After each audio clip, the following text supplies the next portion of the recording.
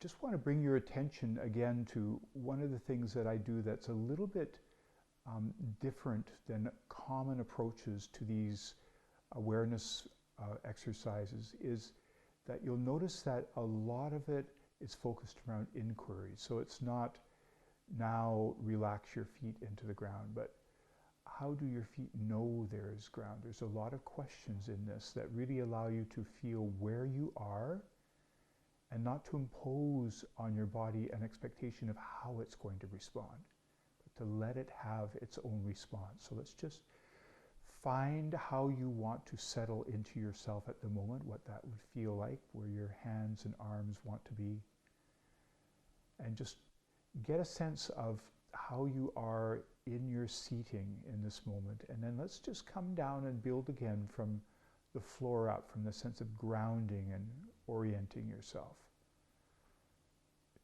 So to just be curious about your feet and the shape of them as they are available to your awareness in this moment. And part of that is noticing how they come into contact with the ground. How much do they let the floor be there?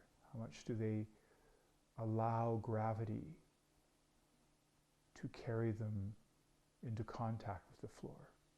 And even if there's a slight lifting or tension in them, that has a sensation to it as well. And to just notice them as sensations. And you likely will find that just by being present to the sensations of what is, there will be little shifts that happen. So that as you perhaps get a little more subtle in your awareness and notice how there are bones in your feet and what's it like for your foot to feel noticed at that level. It may not be quite as clear as contact with the floor, but nevertheless there's a sense of something that you're orienting towards, and you might notice shifts in how your feet feel or how they organize just by adjusting your awareness to the bones of your feet and into your ankles, and from your ankles up through your shins to your knees, so that the tissues of your body, the muscles, soft tissues, and the fluid have a chance to feel themselves in community, to feel how they might organize around that awareness of the bone at the core. And the same thing through your thighs, to just start by noticing the foundational core of bone.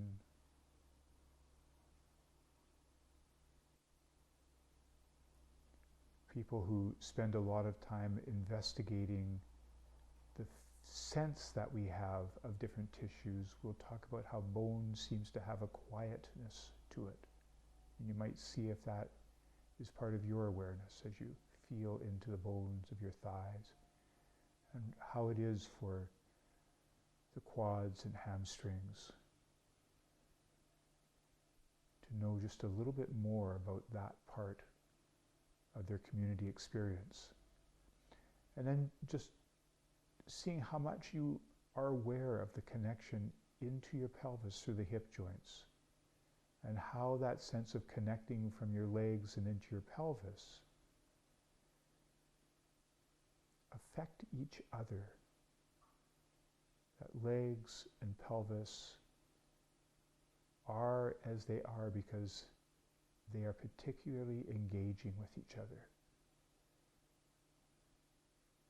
That a sense of leg enhances the particular qualities of a sense of pelvis. And to just notice what is the shape and quality of your pelvis experience. How much of its bone do you experience? Its contact through your sit bones with what you're sitting on. The sense of its shape that may have an interiority to it. Fields of the inner bowl of your pelvis. A hint of the intestines. the bladder, the uterus that might be there. And then just noticing how the bones of your vertebrae start to stack one upon the other. There are 5 of them going up through your lower back, between your pelvis and your rib cage, with a slight curve. And just how do they want to find themselves one with the next, and how does that organize the muscles and soft tissues in response to that stacking? Are there little adjustments that want to happen? And does that change the sense of how your belly is? And then just letting that awareness gradually come up through the spine, between each of the ribs in your rib cage. And so as you allow the stacking of the bodies of your vertebrae, that there's also a sense of the space in your rib cage that becomes the rhythmical center of your body as you move up into the ribs, the diaphragm, the lungs, the heart. And just notice how they take their space as you acknowledge them in your awareness. How they feel themselves in the fluid protection of the ribs, the stacking of the vertebrae. And emerging right up through your neck, 7 stacking cervical vertebrae, and how they want to be one on top of the other, all the way up to your head.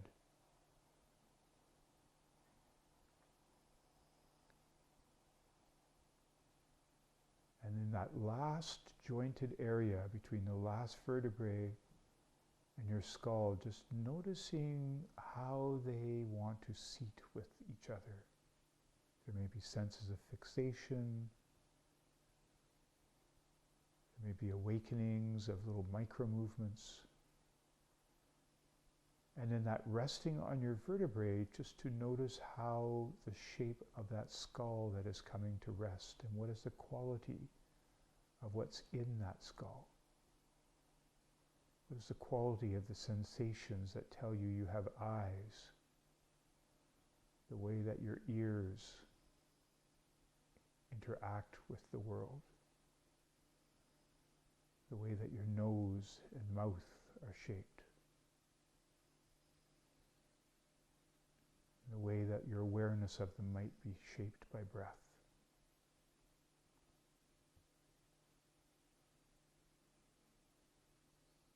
And then just be curious about how your collarbones and shoulder blades are in orienting themselves to your rib cage. How much do they know of the ribs? And what's it like for your arms to notice those shoulder blade connections as you follow from the joint in the shoulder down through the arm to the elbow, and through the forearm, to the 2 bones of the forearm down to the wrists, and then into the fingers, bones and tissues, all combining into a deepened, enriched sense of awareness. And then just come back to the core of yourself and the actual sensations by which you know you are breathing. Where are those places where sensations tell you you have breath? What's it like to be present to them? How much is your breath curious about the sensations of its own breathing? And how does your breathing respond to that?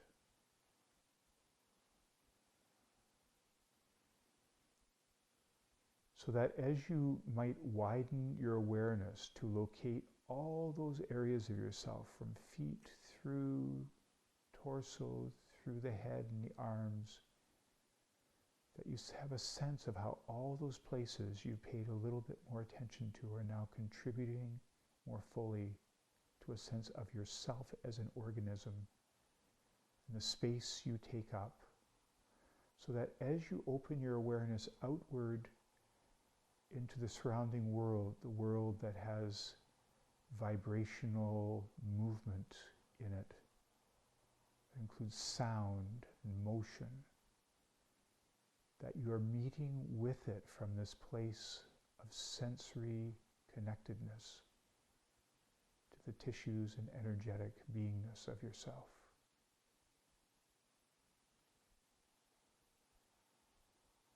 And that perhaps even as you open to the sense of the world as it is, the world of the things you will be meeting with next, the world as it is experiencing itself, that there's a way from this place that you might find how you can be present to it while being present to yourself.